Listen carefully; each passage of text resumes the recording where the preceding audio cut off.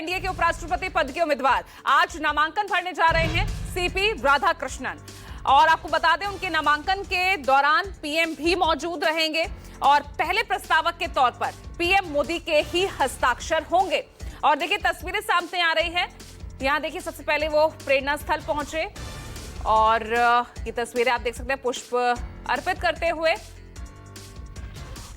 देखिए तमाम जो बीजेपी के बड़े नेता हैं वो उनके साथ चल रहे हैं। किरेन रिजिजू, सीपी राधाकृष्णन आपको नजर आ रहे हैं, उपराष्ट्रपति पद के एनडीए उम्मीदवार, और कुछ ही देर में नामांकन भरेंगे और उनके साथ प्रधानमंत्री नरेंद्र मोदी मौजूद रहेंगे। पहले प्रस्तावक के तौर पर उन्हीं के हस्ताक्षर होंगे। प्रशांत देव हमारे साथ बने हुए हैं। प्रशांत, किस वक्त नामांकन के लिए पहुंचेंगे सीपी राधाकृष्णन?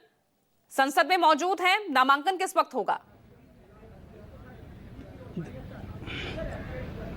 देखिए, कई वरिष्ठ मंत्रियों के साथ इसमें संसदीय कार्य मंत्री ने आज उनका जोरदार स्वागत किया और प्रेरणा स्थल पर पहले उनको ले गए। जैसा तस्वीर में आपने देखा, 12:30 बजे का समय लगभग तय है जब वो नामांकन करेंगे। और चुनाव आयोग ने पूरी प्रक्रिया मतलब तैयार कर ली है। चुनाव आयोग ही इस चुनाव को भी कंडक्ट कराता है और कराएगा। और रिटर्निंग ऑफिसर के तौर पर राज्यसभा के सभापति को रिटर्निंग ऑफिसर बनाया गया है, जिनके दफ्तर में जाकर के नामांकन भरा जाएगा। 20 प्रस्तावक हैं, जिसमें से एक खुद प्रधानमंत्री मोदी हैं और कई दूसरे मंत्री इसमें हैं और कई समर्थक हैं। तो हालांकि प्रधानमंत्री ने अपील की थी जब चयन किया था कि विपक्ष भी इसमें अपना सहयोग करे और समर्थन दे, लेकिन ऐसा नहीं हुआ। विपक्षी दल की तरफ से भी प्रत्याशी खड़ा कर दिया गया है। तो अब जो है 12:30 बजे नामांकन हो जाएगा। संख्या बल के हिसाब से अगर बात देखिए तो कहीं कोई दिक्कत नहीं लगती है।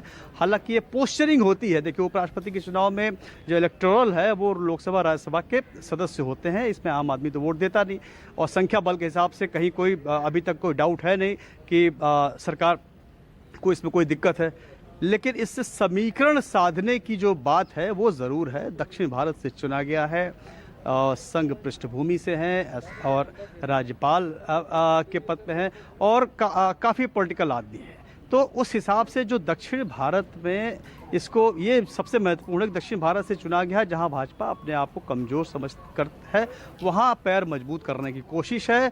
और जहां पे कांग्रेस, खासकर कांग्रेस जहां पे अपने को मजबूत है, वहां से ज़मीन में अपनी धमक मजबूत समीकरण साधने की बीजेपी की एक कोशिश है। इसको भी इस तरीके से भी समझा जा रहा है। तो सीपी राधाकृष्णन अभी थोड़ी देर में अपना नामांकन उनका भरा जाएगा। 9 सितंबर को चुनाव होना है और उसी समय देर शाम देर रात तक इसका परिणाम भी घोषित हो जाएगा। और जैसा कि तमाम सहयोगी दलों के साथ परिचय कराया प्रधानमंत्री ने एक दिन पहले और बताया उनके सामने ले जाकर के कि ये हमारे प्रत्याशी हैं। और जितने भी सहयोगी दल हैं उन्होंने पूरा समर्थन दिया।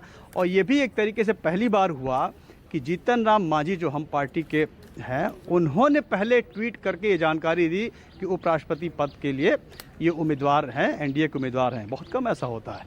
तो ये दिखाने की कोशिश है, ये संकेत देने की कोशिश है कि एनडीए में सहयोगी दलों में किसी भी बात को लेकर कोई मतभेद नहीं है, जैसे कि खबरें आ रही थी। और खासकर विपक्ष ये कह रहा था क्योंकि इसमें क्रॉस वोटिंग अगर चाहे तो हो सकती है, व्हिप जारी होता नहीं है।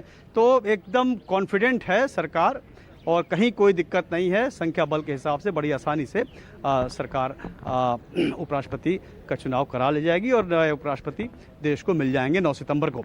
तो ये है, तो थोड़ी देर में नामांकन होने वाला है। और वो तस्वीरें भी आप जो देखिए प्रेरणा स्थल पर गए, काफ़ी भव्य तस्वीरें आज पार्लियामेंट में सबको देखने को मिली। जी बिल्कुल, वो तमाम तस्वीरें हम लगातार चला भी रहे हैं और उससे भव्य तस्वीर होगी जब पीएम मोदी जो हैं उस वक्त मौजूद होंगे। और देखिए